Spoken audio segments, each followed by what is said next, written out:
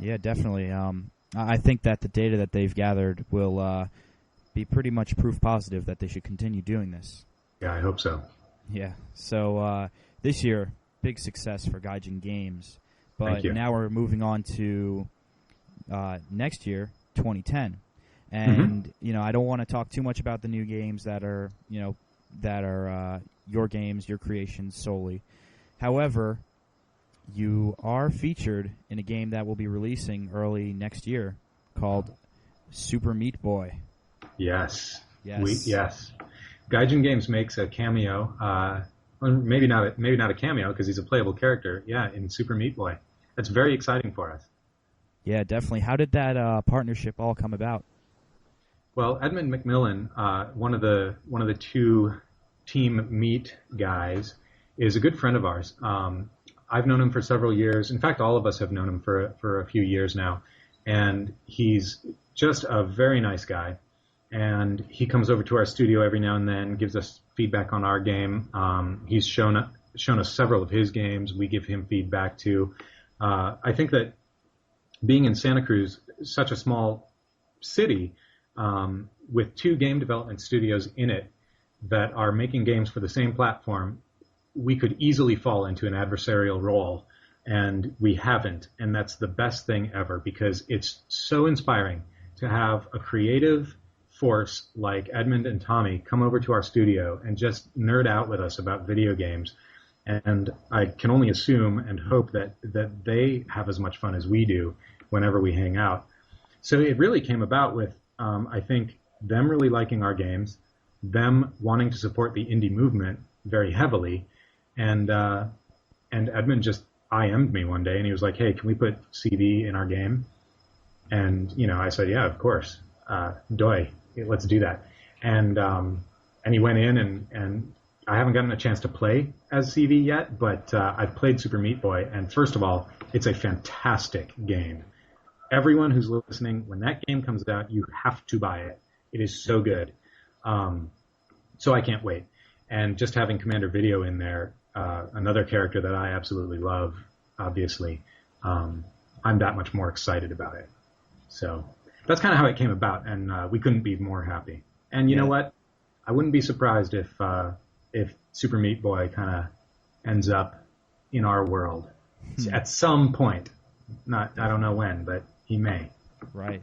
That's the future there. But yeah, I saw some trailers of Super Meat Boy, and then they aired some footage of Commander Video in there, and I'm like, no way, really? That's awesome.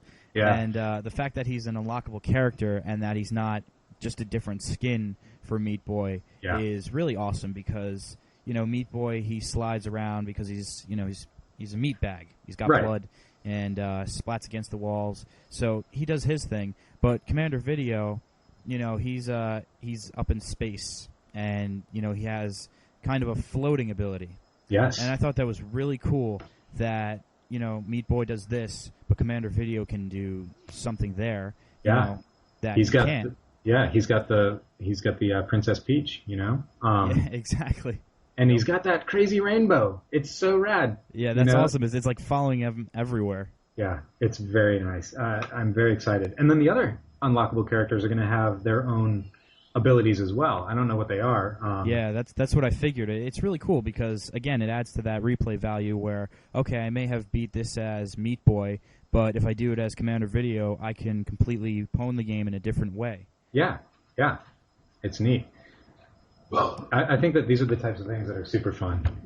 And this is why I like being independent and not having to answer to, quote-unquote, the man. You know what I mean? Yeah. We're following our vision, and I think that we're doing a good job at it.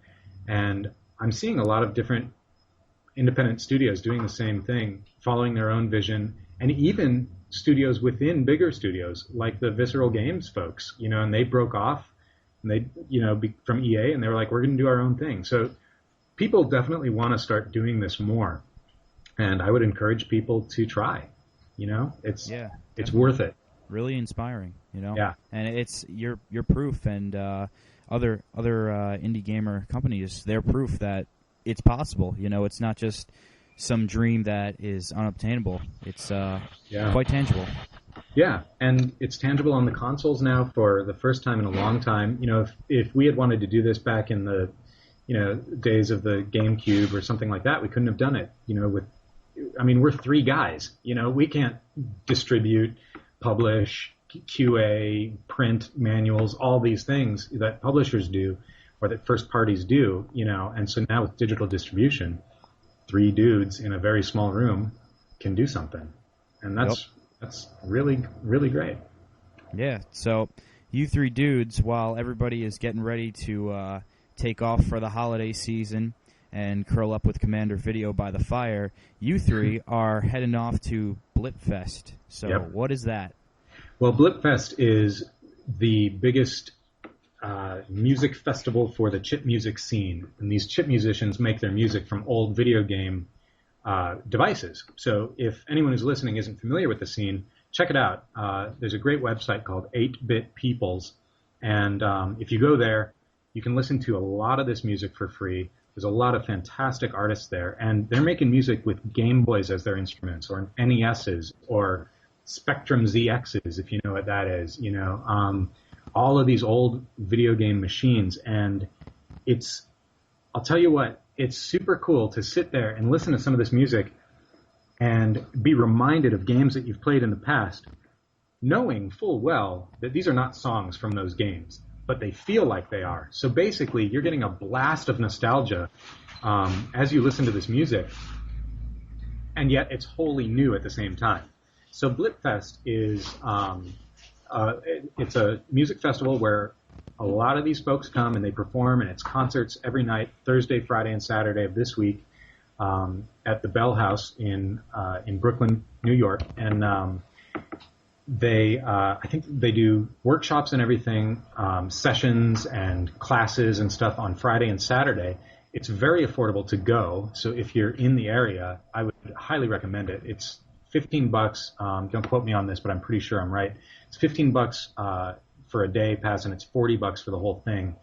And so in the spirit of chip music, which was a huge inspiration for the Bit Trip series, we decided to help sponsor the event. So Gaijin Games is an official sponsor of Blipfest 2009.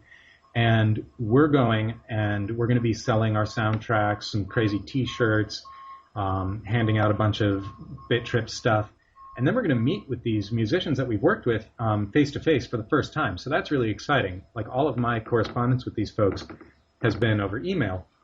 So we're going to get to meet them. And then, of course, like we were talking about earlier, we're going to be partnering up on Thursday with Jason Cirillo from RoboTube Games, who does some web-based games, notably Blocktonic and Zyrx. It's spelled Z-Y-R-X. We're going to be teaming up with him to try to make a game in a day. And we're calling it the Battle of the Brands, even though we're collaborating and we may not even use our existing brands. We're just going to try to make a game in a day. If we succeed, everyone's going to love it, of course, and play it, and we're going to become famous. And if we fail, we're going to still release it to the public, and everyone's going to love that, and we're going to become famous. And it's going to be awesome. That's great. Wow. Yeah. So that's what Blipfest is all about, and I'm really looking forward to going to some of the sessions and learning about how they make their music and everything. It's something that we wanted to go to last year, our first year in business, but we couldn't afford to. And this year, we're doing a little better, so we're heading out there and we're offering them our support.